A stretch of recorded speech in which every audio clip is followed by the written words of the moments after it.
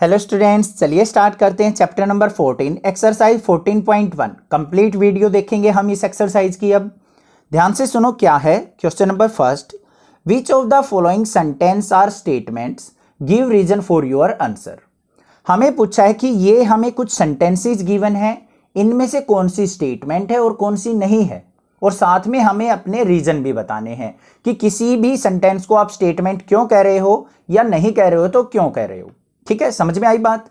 अब यहां पे मेन बात जो आती है कि किसी भी सेंटेंस को स्टेटमेंट कब कहेंगे और कब नहीं कहेंगे।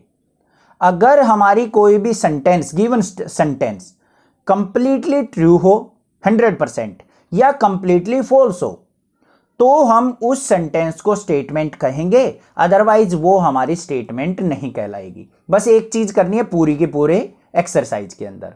समझ में आ गई बात। अब देखो क्वेश्चन समझो। First part, there are 35 days in a month. क्या मंथ के अंदर 35 डेज होते हैं? नहीं होते, ये तो सभी को पता है, हो ही नहीं सकते, इंपॉसिबल है। मैक्सिमम डेज कितने हो सकते हैं? 31। ये इसका रीजन हो गया। तो ये हमारी स्टेटमेंट है, तो यहां पे क्या लिखेंगे? ये स्टेटमेंट। सर कैसे हुई स्टेटमेंट? भाई ये कंप्लीटली फॉल्स है, कभी पॉसिबल हो ही नहीं सकती। कंडीशन होने ना होने की कंडीशन होगी ना, जहां पे हो भी सकती है नहीं भी हो सकती, उसको हम स्टेटमेंट नहीं कहेंगे। अगर कंप्लीटली हमने ये बता दिया कि ये ट्रू है या फॉल्स है तो उसको हम स्टेटमेंट बोल देंगे। बस ये चीज आपको ध्यान रखनी है। एक दो क्वेश्चन और करोगे समझ में आ जाएगा। Mathematics is difficult. मैथमेटिक्स जो है डिफिकल्ट है।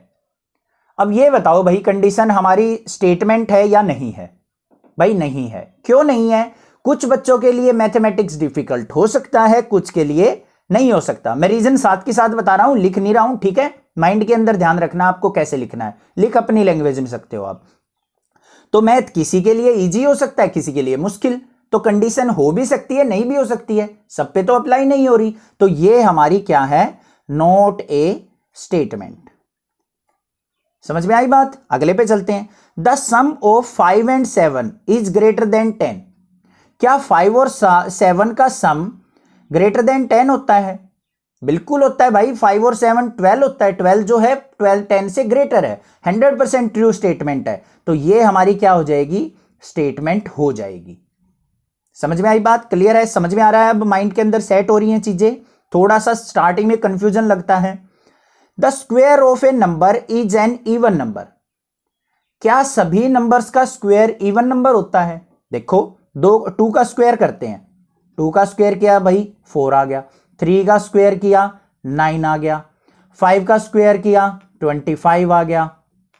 4 का स्क्वायर करेंगे 16 आ गया। तो सभी के हमने स्क्वायर करके देखे, किसी का इवन आ रहा है, किसी का ओड आ रहा है। तो कंडीशन यहां पे क्या है? करेक्ट नहीं है। हो भी सकता है इवन और नहीं भी हो सकता। तो ये क्या हो जाएगी हमारी? Not a statement. तो यहां पे नॉट स्टेटमेंट लिख देंगे हम। कंडीशन होना ना होना, उस केस को हम स्टेटमेंट नहीं बोलेंगे। अगर कोई भी हमें स्टेटमेंट दे रखी है, सेंटेंस दे रखा है, अगर वो 100% ट्रू है या 100% फॉल्स है तो उसको हम स्टेटमेंट का दर्जा दे देंगे। अब आ गई बात समझ में। अगले पे चलते हैं। Sides of quadrilateral have equal length. Quadrilateral की साइड्स जो होती हैं इक्वल लेंथ की होती हैं। भाई कुछ केस में हो सकती हैं, कुछ में नहीं हो सकती। अगर आपको बोल दूं मैं स्क्वायर या रोम्बस तो आप कह दोगे सर इक्वल साइड है ना। अब अगर मैं बात कर दूं रेक्टेंगल की, तो रेक्टेंगल के तो अंदर चारों साइड नहीं होंगी, ट्रेपीजियम के अंदर भी नहीं होंगी। समझ में आ रही है ना बात?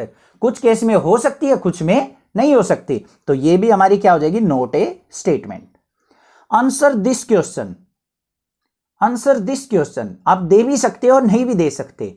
भाई कोई भी कोई क्वेश्चन है, अगर उसका आंसर आपसे पूछ लिया जाए तो वो पॉसिबल हो भी सकता है, नहीं भी हो सकता। तो ये भी क्या हमारी स्टेटमेंट नहीं है। अगले पे चलते हैं। Product of -1 and 8। अब आपसे कोई जनरली पूछे -1 की मल्टीप्लाई 8 से करो तो आंसर क्या आएगा? -8 ही तो आएगा। या ऐसा है +8 भी आ सकता है? नहीं आ सकता ना। तो -8 ही आएगा 100%। तो ये क्या हो जाएगी हमारी?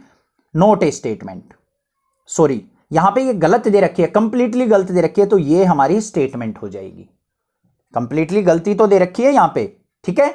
तो हमेशा हमारा फिक्स आंसर रहेगा इसका -8 ही होगा। 8 नहीं हो सकता कभी भी। तो ये हमारा क्या हो जाएगा statement. Sum of all interior angle of a triangle is 180 degree. किसी भी ट्रायंगल के सभी एंगल्स का सम 180 डिग्री होता है। बताओ भाई जल्दी सोचो। बिल्कुल स्टेटमेंट है, बिल्कुल ट्रू बात है, तो ये हो गई हमारी statement. Today is a windy day. आज जो है बहुत तेज हवा चल सकती है। प्रोबेबिलिटी की बात आ गई, हो भी सकती है नहीं भी हो सकती, कंडीशन के ऊपर डिपेंड करेगा, दिन के ऊपर डिपेंड करेगा। तो ये क्या है, not a statement. All real numbers are complex number. क्या सारे के सारे रियल नंबर कॉम्प्लेक्स नंबर होते हैं? बिल्कुल होते हैं भाई, 100% ट्रू। उनको हम कॉम्प्लेक्स फॉर्म में लिख सकते हैं। जैसे कोई भी नंबर हो गया हमारा 2 है, 2 प्लस आर्टा इंटू 0 लिख सकता हूं मैं। आर्टा आ गया तो कॉम्प्लेक्स नंबर हो गया। 0 से मल्टीप्लाई करेंगे 2 का तो 2 ही रहा, रियल नंबर ही रहा हमारा। कोई भी नंबर हो a प्लस आर्टा इंटू 0 की फॉर्म में लिखा जा सकता है। तो ये हमारी स्टेटमेंट हो जाएगी। क्लियर हो गई बात? कोई दिक्कत की बात नहीं है, समझ में आ गई ना? ठीक है, अब बात करते हैं इसके क्वेश्चन नंबर 2 की। क्वेश्चन नंबर 2 के अंदर क्या पूछ रखा है, give 3 examples of sentences which are not statement, give reason for the answer.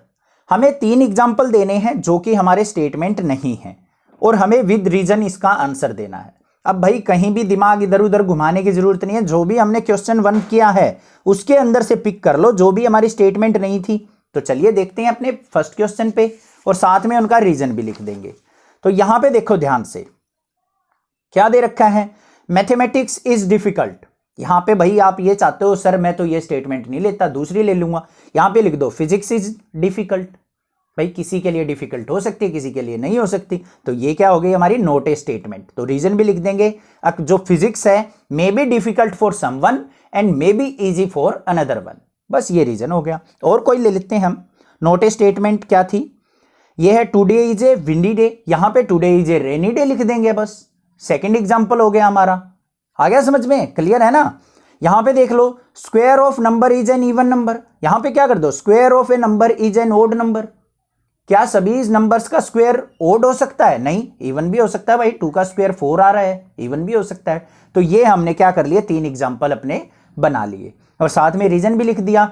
यहां पे रीजन मैंने समझाया हुआ है, यहीं से आप पिक करके क्वेश्चन नंबर 2 के अंदर सेट कर सकते हो। समझ में आ गए? क्लियर है? Question number 1 and 2 exercise completely समझ में आ गई होगी। एक्सरसाइज 14.1 फिर एक बार रिमाइंड करा देता हूं, किसी भी सेंटेंस को स्टेटमेंट कब कहेंगे, अगर वो 100% ट्रू हो या 100% फॉल्स हो। जिसको देखते ही आप बता दो कि भाई ये तो फॉल्स है, गलत चीज दे रखी है, गलत बात है, गलत सेंटेंस दे रखा है, तो वो स्टेटमेंट है। किसी को देखते ही आपने बता दिया भाई बिल्कुल ट्रू है, ये पढ़े होंगे ना ट्रू फॉल्स, जिसमें एग्जैक्टली ट्रू और फॉल्स आप बता सकते हो, वो हमारी स्टेटमेंट होंगी। और जिसमें कंडीशन क्या हो, 50-50 हो भी सकता है नहीं भी हो सकता, तो वो केस क्या कहलाएगा, हमारा स्टेटमेंट नहीं कहलाएगा। बस ये चीज आपको करनी थी एक्सरसाइज 14.1 के अंदर। समझ में आ गई होगी, माइंड के अंदर सेट हो गई होगी पूरी एक्सरसाइज। कोई भी दिक्कत लगे तो व्हाट्सएप कर सकते हो, अदरवाइज नेक्स्ट क्लासेज को सब्सक्राइब कीजिए, लाइक कीजिए और शेयर कीजिए। Thank you students for watching next classes.